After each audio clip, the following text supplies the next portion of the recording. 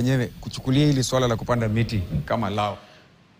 Muungano mpya wa kundi la wapiganaji uhuru wa Mau Mau limeibuka likianzisha upya juhudi za kutaka kutambuliwa kimataifa na kulipwa fidia kwa dhulma za kihistoria na ukatili uliotendewa familia za wapiganaji uhuru.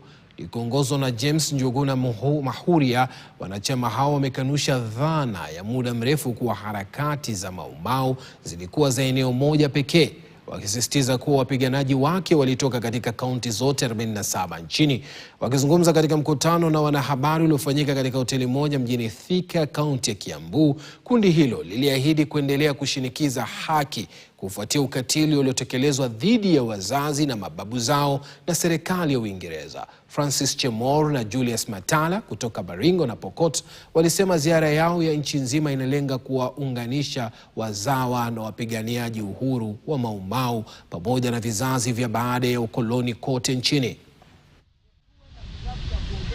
Wengine wanafanya ukarabati. Wanasema ya kwamba wameleta mjadala kwa bunge petition wakisema Mau Mau ni Meru peke yake. Tunataka kuambia hawa tutakutana parliament next week. Sisi tuko 47 counties na sio Meru peke yake. Wala sio watu ya kabila moja.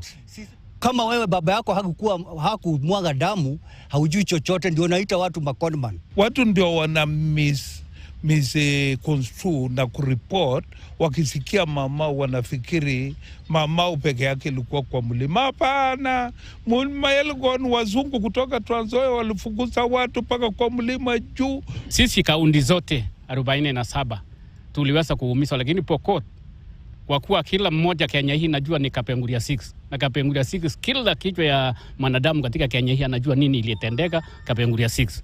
Kwa hivyo wenye wanasema hii ilikuwa ni uongo nini, hiyo maneno yao. Kwa hivyo sisi tuliumizwa kwa kivyetu, tuliumizwa tukinyang'anywa mashamba yetu kutoka pande ile nyingine, tukasukumwa mpaka milima, hatuna kitu ya kula.